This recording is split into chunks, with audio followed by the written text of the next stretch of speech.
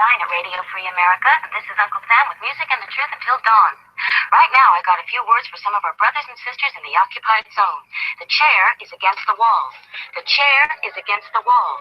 John has a long mustache. John has a long mustache. It's 12 o'clock, America. Another day closer to victory. All of you out there on or behind the lines, this is your song. Yeah, welcome everybody to another of our Minuteman University interviews, where we're chatting in this series with various Second Amendment advocates from, well, as many as I can find. And I kind of focus this, or I mock this show after a couple of my favorite podcasts out there, the Out of Order with James Kalita podcast from New Jersey, where he interviews Second Amendment advocates and gives them just 20 minutes to talk about their thing. Or the Riding Shotgun with Charlie, another of my favorite podcasts, where he talks to 2A activists in an interesting way in his car. And then, of course, Gun Freedom Radio out here in Arizona. Cheryl does an awesome job with her podcast as well. My only complaint with any of those shows is they don't give the guests enough time. And often your guests or panel members are there to talk about a topic. So what I'm hoping to do in these series of interviews is give the activists, or the people that we talk to, a full hour to talk about just three things: what they do, what they've done, what they're doing, why they do it, so we can address some of the motivation and the inspiration, and then how they get it done. And today I have the honor of talking to Reverend Ken Blanchard, somebody who started me going. I don't know if you know that, but inspiration for a lot of us who started YouTube a long time ago. And one of the reasons I started this whole podcast is so I could have an excuse to talk to people like yourself. So I don't think I'll be able to do justice, but you're a black man with you're author of 2 books, radio show, podcast, YouTube, speaker. You're doing it. You're feet on the ground, and you're there. I know that you were one of the first guests on Cheryl Todd's show, and that's blossomed. So I'm going to shut up and take the lead to James Kalita and say, thanks, Ken, for joining us. Tell us about what you do, how you do it, and why you do it. Man, thank you for that. Forgive me, right now my voice is coming in and out. I had a really bad cold over the weekend, and that's like my biggest tool at the moment, my voice. I've been podcasting now since 2007, and I was started off by being a guest on somebody else's podcast. A friend of mine, Mark Vandenberg, gun rights activist out of Indiana, had started a show, and he had dreams of starting a gun rights network. And I was probably like show number 2 in his network. And we grew pretty fast, about 14 shows back in 2008. But we didn't really have a lot of structure. Egos got in the way and we kind of imploded. But this thing scratched the itch for me. I've been involved in gun rights since 1991. Before that, I was a firearms instructor for the CIA.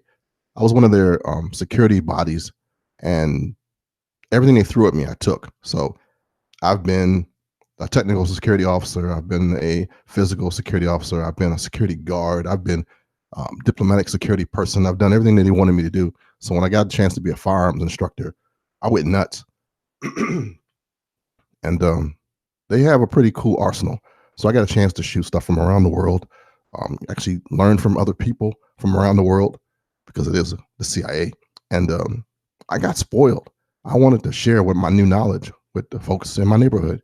So I created a business plan, and I was going to be pretty much the friendly neighborhood firearms instructor.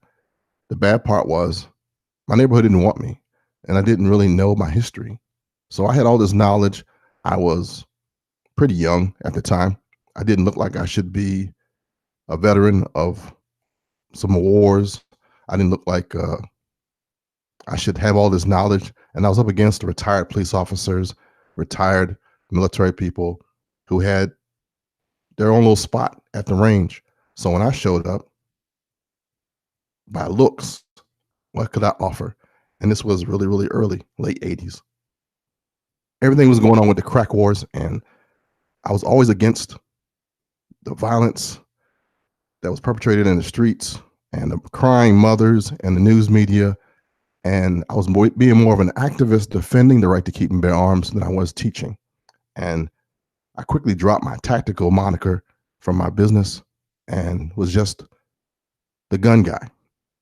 And then I got hooked up with the Law Enforcement Alliance of America, which really doesn't exist anymore. But they were a pro law enforcement group because by that time I was working with law enforcement as a lieutenant and still a trainer, got a chance to be chaplain of the Law Enforcement Alliance. And they held a hookup with the NRA. And between that and the Second Amendment Foundation and another group that no longer exists called the American Sports Shooting Council, I started traveling and becoming a spokesman and found I had a new gift. Didn't even know about the whole thing about testifying in front of Congresses and state legislatures. I didn't know about that stuff. I got a crash course on politics, and I shot less and talked more. And I debated more and taught basic firearm stuff less. But not just debating, because I don't like actually fighting. I'm really a hippie that knows how to shoot.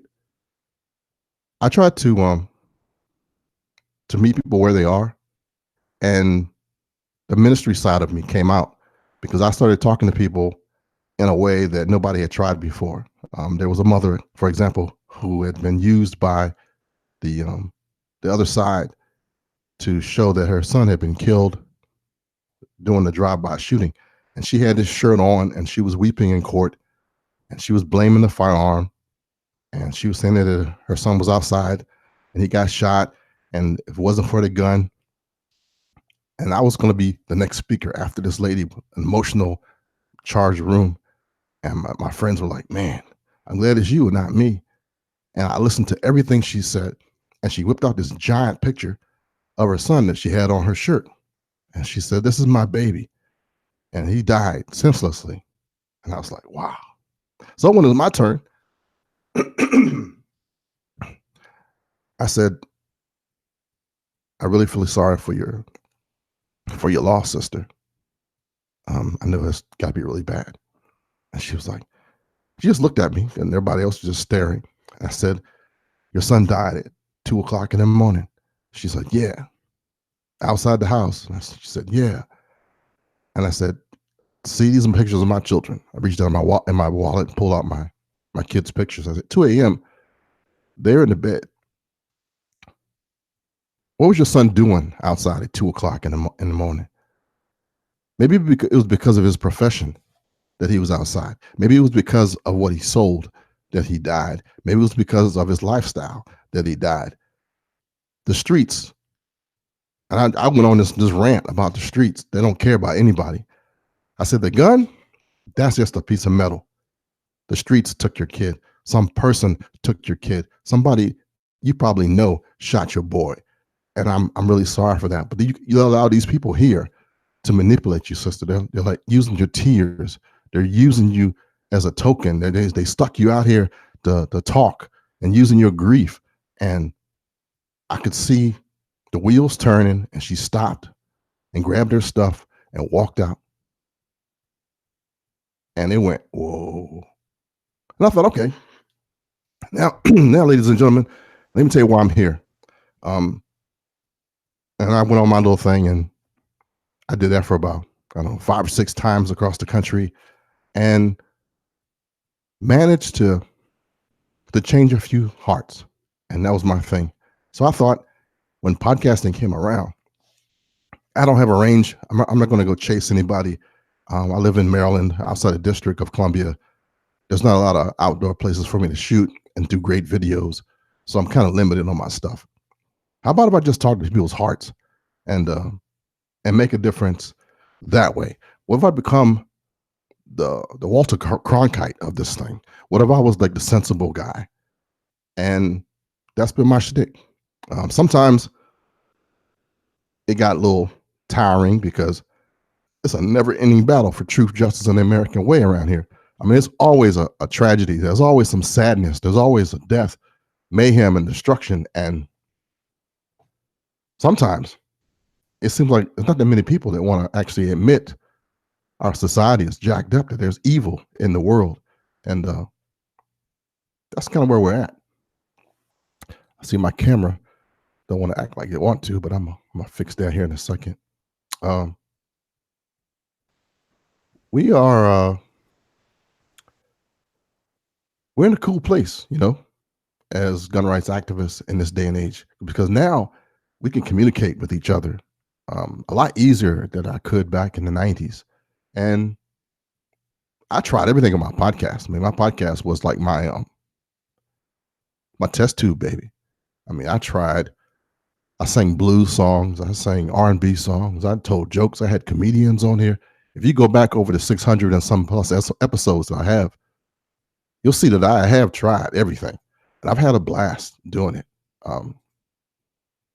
So that's the what. And still trying to inspire people. During the 20 years, I went actually into ministry, became a pastor, caught even more flack for being pro-gun, pro-rights. Learned about myself during that whole issue. And man, I get in trouble. I got in trouble so many times it wasn't funny. Not only in church, but with other people's churches. Because, for example, when the Navy Yard shooter happened, they had enough talking heads talking about violence and folks that are mentally unstable and who can buy a gun today. And when they called me, I already had my agenda written down in my head. I thought, all right, if I get any time on camera, I'm going to talk to the vets.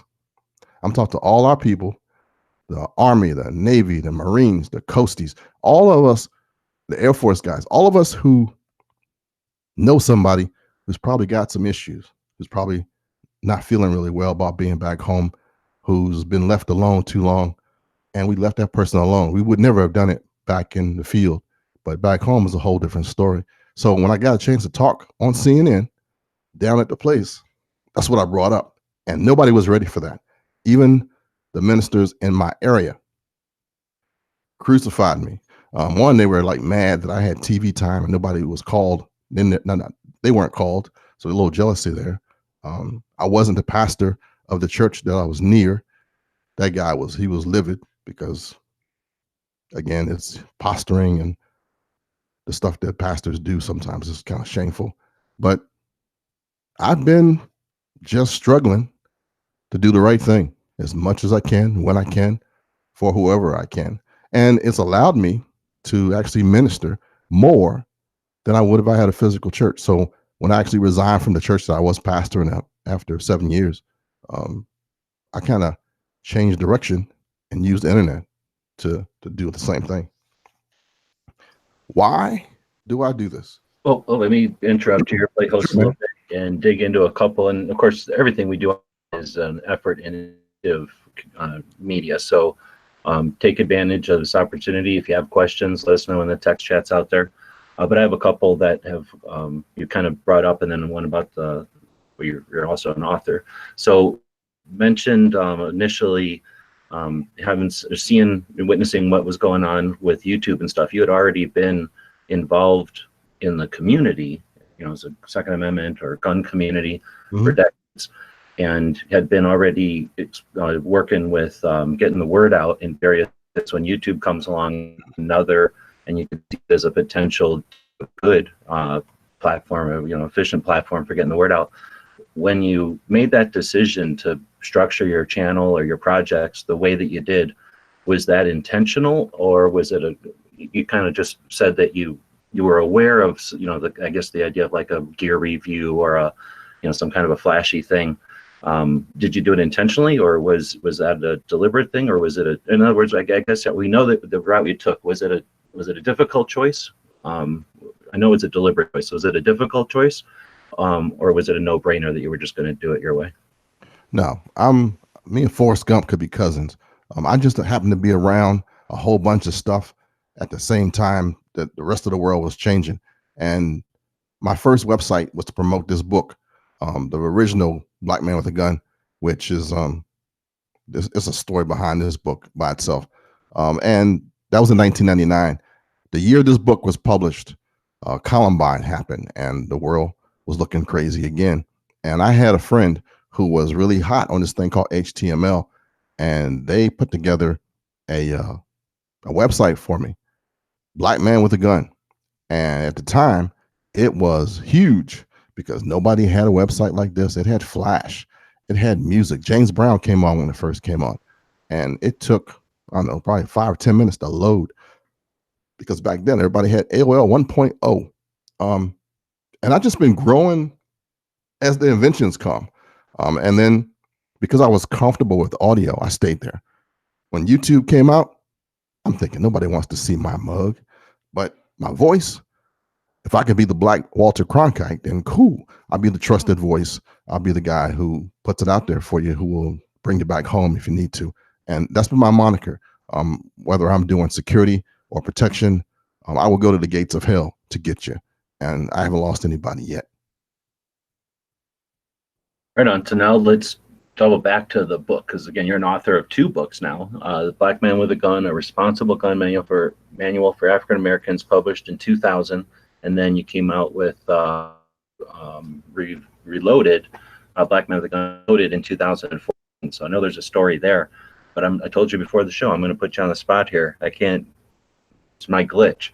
What's up with the flag? Was that an intentional putting the flag up backwards? Or I didn't even see it, man. I didn't even know it was like that until the book was published, and somebody sent me a note. And here's the story. I'm the kind of guy that would send you a note. here's the story. I needed a photographer. I wanted to make this book different because nothing had come out like this since 1968, Negroes with Guns with Robert F. Williams. So this is my...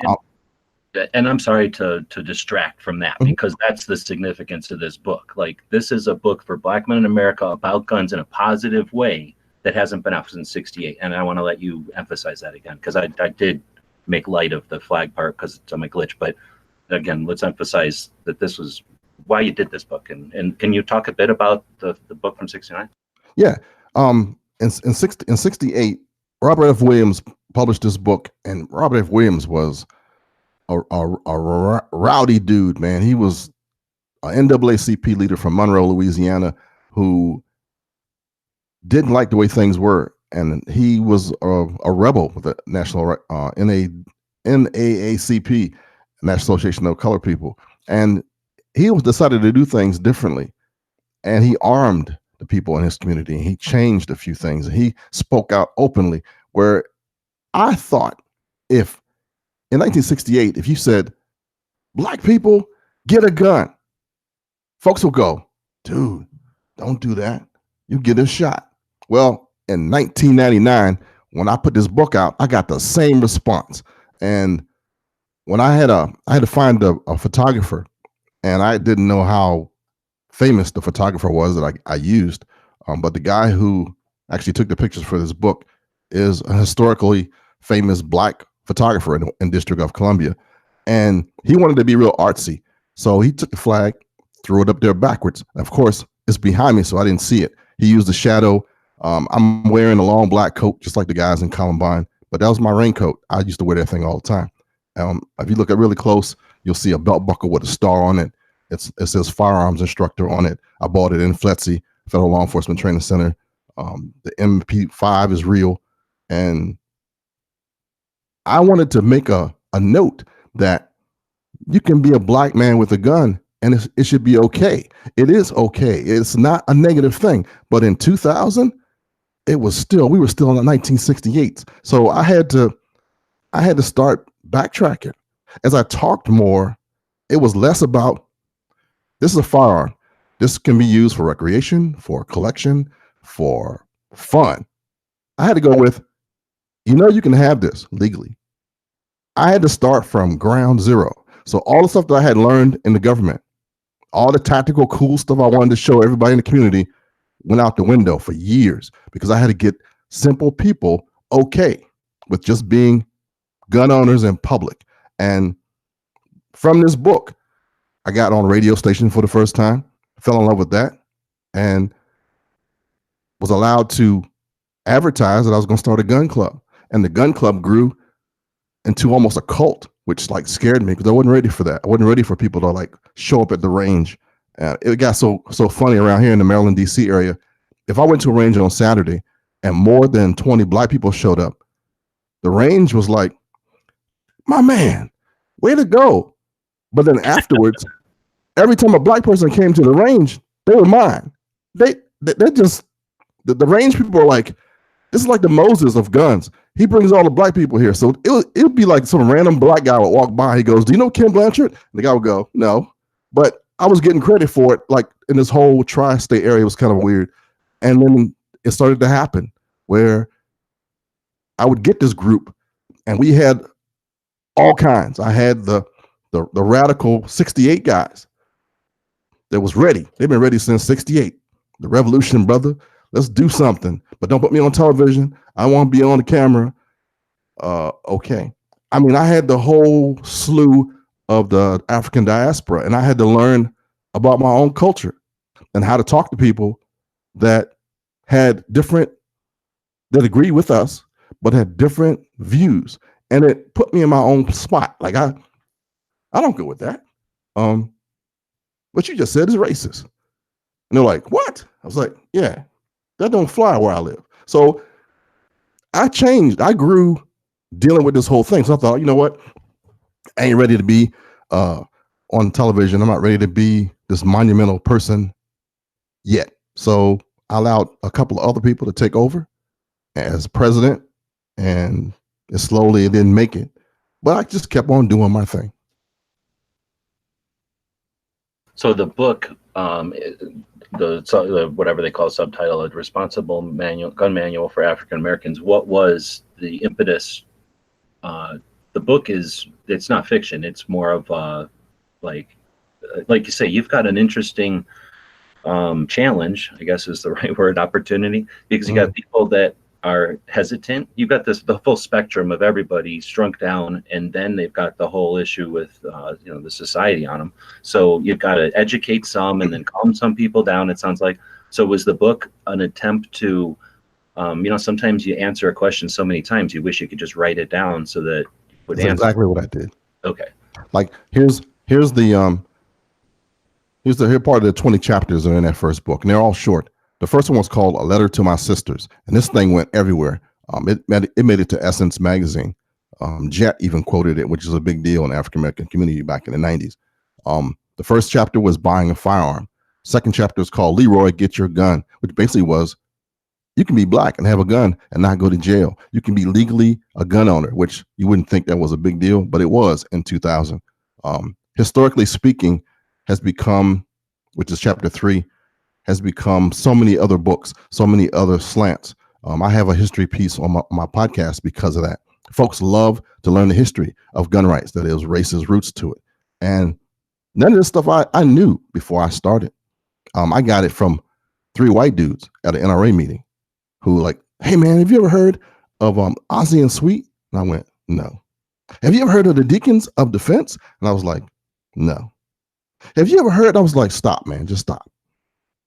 Let me come back after I do some research because I'm feeling a little slighted right now. I don't even know my own history." And I ran back to my family that hunted. Some folks that I knew were in the know.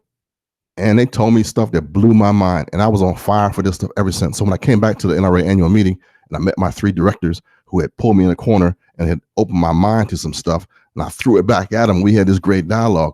I'm thinking, man, y'all created a beast. Y'all have no idea what you just did to me. And the NRA and I had a really good relationship for a minute. We were doing everything together. I would take off from work.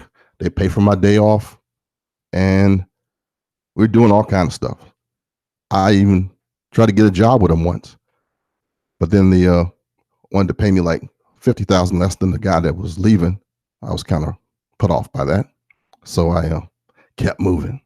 Oh, so just more like an existing job. They weren't going to bring you on as whatever you were doing and start funding it. They just wanted you to have a position there. Okay. Yeah. There was a guy who was like a lobbyist. Man, he's making like $90,000 back in 1990. They offered me like $50,000. I'm like, dude, when has he been in the hood? Never. Yeah, seriously. I could change. I've changed. It's different when you're like on CNN, whole different thing. When you got that big screen behind you and you're just talking to one person and the guest in the front of you, the host asks you a question and you get like 2 minutes. That's way different from being in the basement of a church with about 50 hostile people. And when you leave, 10 of them come back and go, "Can you take us to the range?" That never makes it on the camera. but I've been doing that for 20 years. Exactly. And that's the kind of stuff I suspect a lot of people are doing that, but I don't think people are doing it for their own, their own motivations. They're not doing it with the additional burden of sharing that with everyone to inspire. And that's again why we want to focus on people that are able to do that and have been doing that.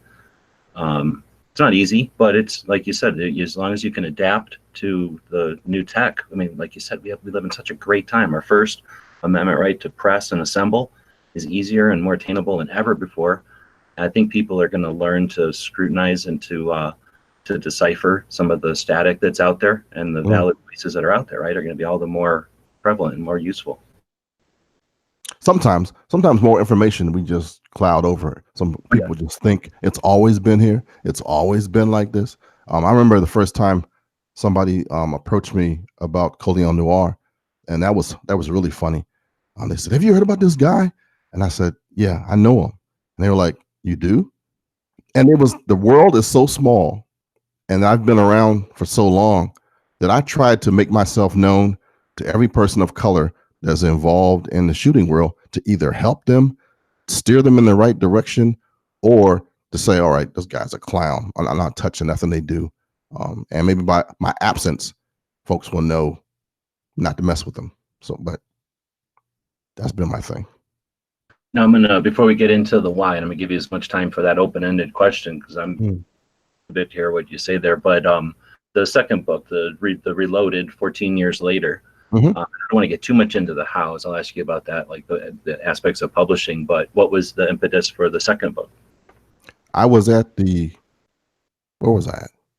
I might have been at the Gun Rights Policy Conference, I think it was at Gun Rights Policy Conference, and the publisher, a pro Second Amendment guy out of Michigan, said, "Man, when are you going to redo that book?" Because this one was self-published. I got a Vanity Press, and then got an editor to do it, and the editor dogged me. This thing needs some work. And but then Skip said, "Hey man, let's redo this." And the time that he asked me, I was unemployed and had nothing else to do. So in 60 days, I recreated this book. We published it through White Feather Press. And I took all the 3,000 copies of this book that I still had in my basement and chucked them. Yikes. Scarcity. I wanted to make sure this book was on top now. So if you have a copy of this, it's rare. Yeah, I was going to say that's probably why it's difficult to obtain the old one. Yeah, purposely I had 3,000 copies, man. When the story of this thing also is, when I was on fire for this, I was also just going into ministry, and my cousin, I have a really athletic family, and I had a cousin who just went to the Buffalo Bills, and he was like, "All right, cuz, everybody in the family has hit me up for money, but you're like my favorite cousin. What can I do for you?" I said, "Man, just help me get my business started, this gun thing." And he's like what? I said, "Help me get my book published." So I got a check in the mail, and I got 1 ton, 2,000 pounds of this thing delivered to my doorstep one day. I didn't think it was going to happen like that. And this tractor trailer shows up. They said, "This is the Blanchard Publishing Company?" And I was like, "Yeah." "Well, I got some books here for you." And I figured it's just going to be some boxes like a UPS. It was this giant thing, man, of books. And I was offloading them as it snowed, putting them in my basement. I thought, man, I'm going to die. But I sold probably 2,000 of them. Of the 5,000 copies, and 3,000 went by the wayside here many, many years later. Well, I've listened to podcasts, listened to business podcasts and stuff, and entrepreneurial type of stuff, and I'm sure that was probably as cathartic as it was difficult. But having a second book has got to make that easier. I love to write.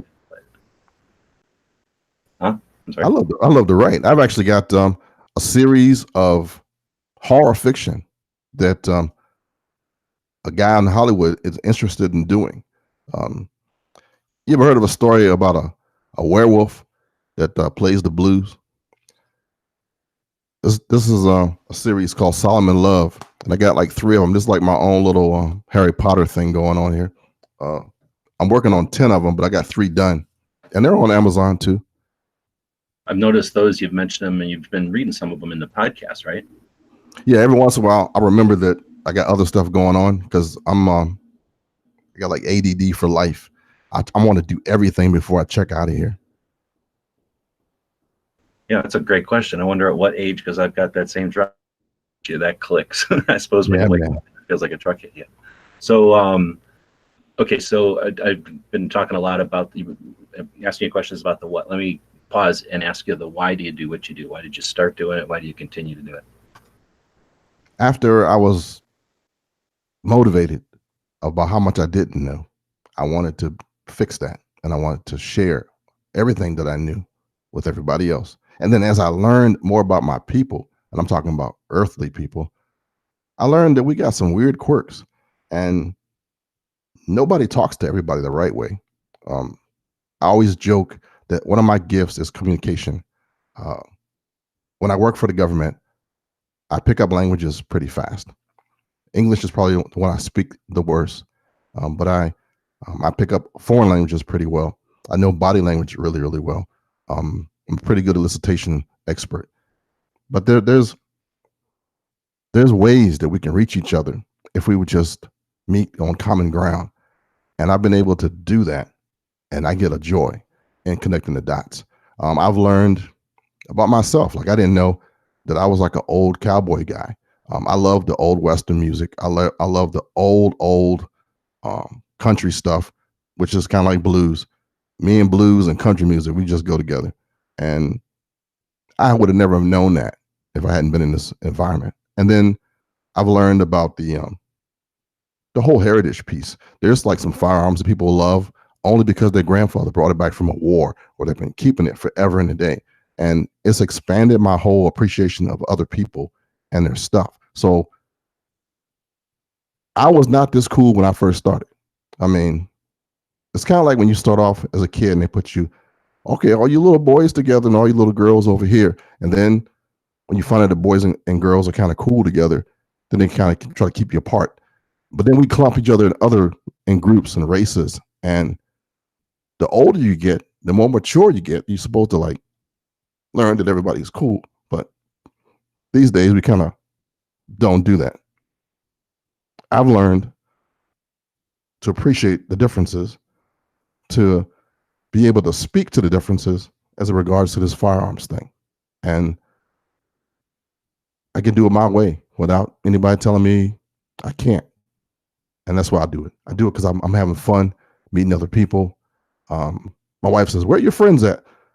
Well, there's nobody like next door, but I got a whole plethora of people on the internet that I really, really care about. And when I get a chance to see them, you can tell. And all those experiences in real life, you get to chat up with people. Yeah, the internet, the technology is great. And you've obviously been able to, thank you for that answer. Appreciate it. I always give people that open-ended kind of question, and that's part of the idea here, is to give people some inspiration and some motivation. There's no heroes out here. We're just regular people doing our thing, right? Yeah. But you've been pretty, it seems, adept at keeping up or adapting to the changes in tech. Overall, do you think you've looked at this with a grand, like a bird's eye perspective, and taken directions intentionally, been stance and targets of opportunity? Is it, are you building a project, or are you just stacking bricks? Or as far as the tech and how you approach publishing, podcasting, the singing and the music, which I think is super vital, because that brings so many more, it's the reach, right? It brings people in who might enjoy that, and then this guy's valid and he's a good dude. Wait, he's a gun owner. I thought gun owners were XYZ, right? So is that stuff that you pursue because you want, or do you have a bigger overall picture of where you'd like to see it, and you're completing pieces of a bigger puzzle? For a while, I had a plan, and then I faltered. I didn't know where I was going. I saw everything kind of spun up really fast between MySpace and Facebook and Google. Everything has grown since I've been here, and I didn't know which thing to jump on.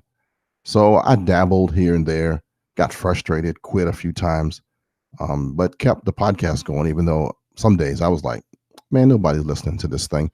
There are 100 other people cranking out shows. So I tried a whole bunch of other things. I think what's kept me going the most is just relationships with people. Even though we get really cool in the tech, it always comes down to just people. We're all just people. And sometimes we kind of forget that. We want to get the latest software, the latest whatever, but really all we want to do is connect. And one of the things I'm doing next, my next big project, I'm trying to build a platform where, like, I remember when I had my website in 2000, it was bigger than the NRA's. And that wasn't saying much for our side because the older guys usually are a little slower on the tech. But if they get help, usually sons or daughters that know how to do things, and they listen, then they stay around a while. I've been solo for a long time, but I've been around some cool people who are nice to the old guy because I'm getting old now, man. I'm starting to geese, and I pick up stuff really fast. So my next big project is an app. I'm working with a developer right now to create an app so that YouTube folks, bloggers, and podcasters can have a page on this app. So it's like a mini directory to keep folks in their little mini TV devices. We like to stare at our screens a lot. I want to make sure that we stay connected as a community that way. I call it the Gun Rights Alliance, and it's still in the beta thing. I was just talking to the developer just today. She was saying that what I dreamed about is possible. Going to cost goo gobs of money, but if I had goo gobs of money, then it wouldn't be a problem. So, as much as I know about tech, the longer you do something, the price comes down. So it might be expensive today, but it'll be shorter later. And this Gun Rights Alliance, what I'm hoping is that I can get, say, Gun Websites has its own channel. It's on YouTube. It's on links. It's on pages. And folks can go to one spot that can't get booted out because it's owned by a gun rights person, to keep their folks, to talk to their folks, to push their own notifications. It's going to be all mobile. And that's I want that to be my legacy for this old geezer when I get out of here. Right on. That's valid. And like I say, keeping a perspective, seeing the things change and stuff. I agree that's, individual presence, individual voice, and individual projects are what's has value. And these platforms that, we've grown accustomed to, you mentioned AOL in the beginning. I worked at AOL. I mean, I'm definitely no AOL. Then we had MySpace, and those things are gone. I mean, they're all but forgotten. And YouTube and Facebook have no claim to anything. They're going to be forgotten and laughed at some point. And yeah, the individual presence, gathering that is important. So that's a cool project. We'll talk because we've got lots of stuff that I can help you with some examples of stuff. All right. So there's some questions that have come in that are kind of on the how and maybe a little bit of everything. So I just put one there on the side from Kingpin on the YouTube side. He asked earlier, do you find that people of faith are more pro-Second Amendment or anti-Second Amendment, or just don't, or is there a difference with people of faith? When I first started, it was totally anti if you were in the city. And in the country, it was just an unspoken thing. We had guns for hunting. We had guns for protection. But because of the laws, because of the culture, we can't promote that we're pro-gun. So there was like a duplicity thing going on. And if you had a relative that was either law enforcement, military, veteran, they had firearms. In the church, those two guys don't usually necessarily go to church. So you had just the mothers, the aunts, the grandmothers, and the pastor. So you have all these women in church back in the day that their main thing was they weren't really afraid of firearms. They were afraid of losing their sons. So when I had to deal with a conversation in the church for the first time, that's where I took it. That it wasn't a firearm. It was, if Bobby gets caught with this out in the street, he's going to be taken away from me. If Bobby doesn't know how to use this, he's going to get killed because of it.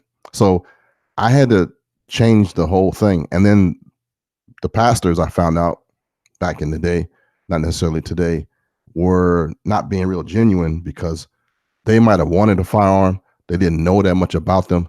So they were basically catering to their audiences, and they were going to say whatever the audience got the most amens. But if their life would have been in jeopardy, if they had been threatened, they were secretly trying to get a concealed weapons permit back in the day. It just takes the right conversation, and then having that pastor allow you to come into the basement or into the chapel after hours and talk to just a few. And then once you won't get everybody. You'll get just a few people. And recently, there's been a really good uptick of church security and folks that think, and armed people, because back in the 90s, there was a concealed carry movement that just started. And the pastors were the ones that they sent up against me most of the time. There was usually a senator or a congressperson who was also a leader in the church, and they thought they were going to get me. We're going to talk to this pro-gun guy, and I'm going to tell him right now about what it says in the Bible about the firearms and how killing is bad from Exodus, and how Luke says this. But the bad part was they didn't know that I also study the Word of God, and I'm going to break it down to you like I know. And we're going to have a nice little talk.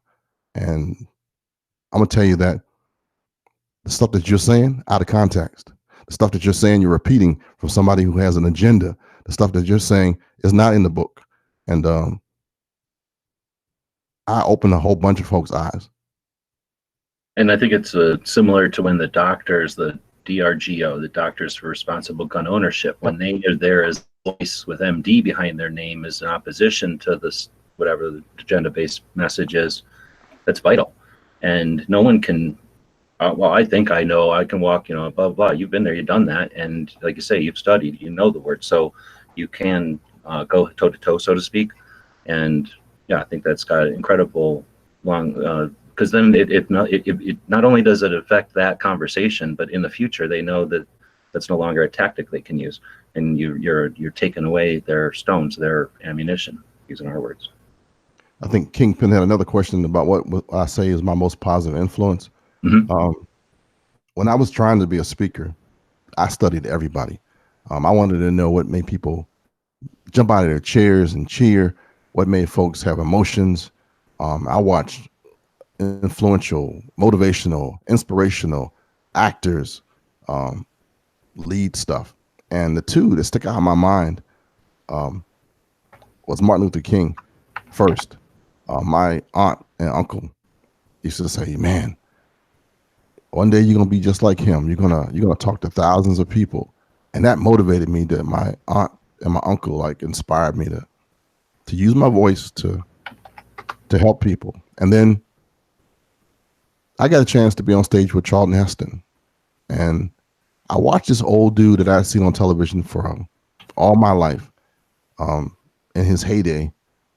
Right, I got an award for civil rights with the National Rifle Association, and we were sharing a glass of a white wine right behind the curtain while folks were talking on stage, and I watched this old dude transform, and I never forget that. We were standing there, and they said, "Ladies and gentlemen, Charlton Heston," and he goes, "Okay, hold my drink," and I thought, "Oh man, this dude." And I watched him walk. And as he walked, and as he got to the center of the stage, his posture changed. He stood taller, more erect. And by the time he got to the stage where the light was and the platform was, he was Moses. He was El Cid. He was all those guys that you've seen in the movies. He was the guy from the Planet of the Apes. And with me, he was Chuck. He was just this little grandfatherly dude that was really, really nice, who was really positive, who was really warm, who had actually marched with King. He told me some really cool stories. I used to get Christmas cards from this dude. And I thought, man, I'll get Christmas cards from Charlton Heston. How cool is that? But then when he got on stage, he was like, "Mr. Gore, from my cold dead," you know how it goes. And it was like, yeah, whenever I get a chance to speak, I want it to be for a reason, for a purpose, to inspire, to help people, not just to waste my tongue or to try to take money from them. I got to make the world better, because that's what he would have done. Right on. There's another one there. I'll put on the internal if you want to hit it. But there was just a kind of a, I guess, a shout out from Michael on the YouTube side. He said he loves your other podcast, Speak Life. So you've got other projects besides the gun projects as well. Yeah, I do. Speak Life Church, because of Black Man with a Gun, and because I'm reaching veterans and law enforcement officers and fishermen, hunters, and bikers, I was getting some really cool emails from people saying, "Hey man, I'm going through a hard time in my home," or "I'm a Christian, but I'm the only one that believes in the right to keep and bear arms, and could you pray for me?" And they just kind of said some stuff that just clicked. And I thought, you know what? What if I started a podcast just for us pro-gun Christian folks? And it kept growing, but I've changed it a couple of times, and it just came out in this present state about a year and a half ago. So this time I made it a full-blown church. I'm actually ministering as much as I can online using all the stuff that we have, Google Hangouts, Skype. I got a couple of baptisms I have to do where I'm going to be traveling. So I'm kind of being a pop-up pastor, which I think is kind of cool for me. Well, someone similar, Dead Horse is asking on the Gun Channel side, what social media do you use? Where can we find them? But do you have platforms that you prefer? The bad part is my focus is off, man. Y'all keep creating stuff. There's like, you got podcast channels, then there's the YouTube stuff, then there's Vimeo, which that has this purpose too, if you don't want the ads. One day, I'm going to actually get an assistant, and he or she is going to set me down, and we're going to make a plan. Because right now, at one time, I had 5 different Twitter accounts.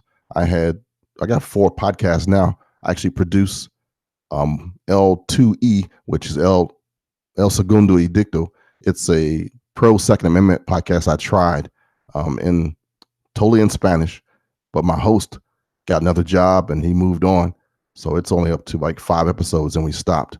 And my Spanish is not as strong as I want it to be, but if I wasn't doing 3 other things at the same time, I'd be producing either a Brazilian Portuguese or a Spanish podcast, Second Amendment, just because.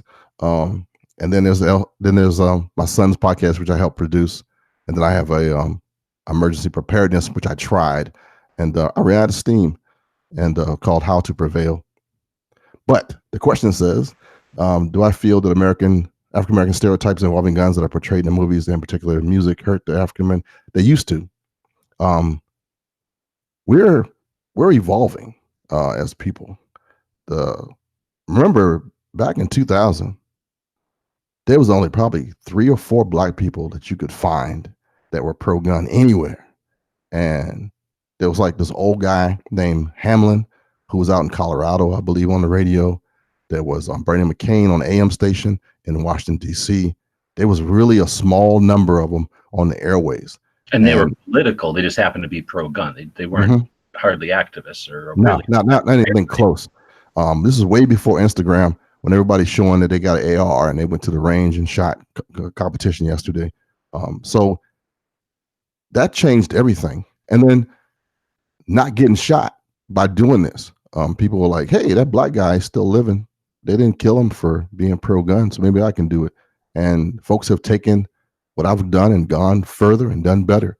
And my hat's off to you for keeping on. Now, one of the things you kind of alluded to there, and I'm going to kind of focus back on it, but it sounds like you haven't been afraid with your projects to pivot or let them go on pause or to revisit them and refresh them. I find from having a lot of projects out there that keeps you, one of the questions we had about motivation, right? It gives you something other to do today. I'm this project's getting a dead end or got a writer's block or it's whatever, and you can pick something else up, and every once in a while a fire has to be put out and it keeps you fresh. But it sounds like you've been very fluid with your ability to like some people are very concrete, or whatever the word would be, like once they've started something, it's got to be that way, heck or high water, right? Yeah, I act like I'm going to live forever, so I just keep doing stuff. And I remember when I when we moved into this house that we're in right now, I decided to take this old storage room and I painted this wall chromo green. And my wife said, "That's the ugliest green I ever seen in my life. Why'd you paint one wall green?" But in my mind, one day I was going to be doing, green screen on this thing. And I just haven't done it yet. But it's coming because now my office is actually in the room that I moved to the side. It just took me a while. And sometimes I go through my time where I think, it's over. Egads, I'm done. Stick a fork in me. And then somebody will say something like, I get an email from Pete who says, "Hey man, let me get you on the show." I'm thinking, hey, he knows I'm alive. Maybe I'm all right. That keeps me going. Well, on the same theme here, Midnight Range on the YouTube side is asking a similar question: how does Ken stave off burnout? And when you change your shows, do you announce ahead of time that you're going to shift gears, or do you just slowly make the changes? Or man, I'm like crispy burned. I'm charcoal burned. I'm burned like when you cook in the summertime and the stuff turns white. I'm way over to cook. So it's just like it doesn't take much to burn the food. I've done so much stuff that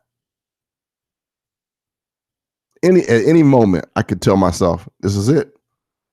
I'm not doing it.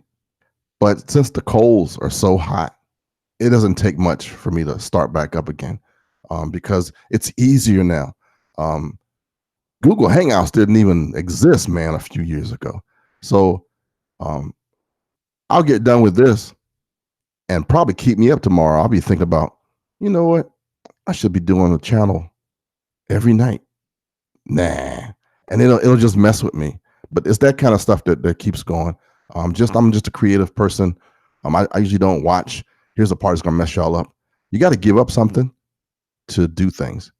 I'm not a big sports person, so I come from a super sports family. Everybody plays something. I suck at basketball. I'm a wrestler, but and a boxer. I'm not a boxer, but a martial artist. But watching the football, watching those games, the hours that it takes to watch stuff, I'm in here creating something. I'm down here trying to learn how to play the bass. If somebody wheels a piano in here, I'm going to be taking classes. I want to be in constant learning mode, and that keeps my brain fresh. And sometimes you got to let stuff go, but not forever, just temporarily until you refresh yourself.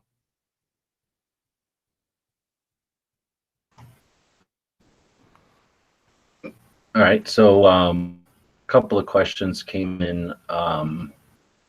Kingpin again on the YouTube side.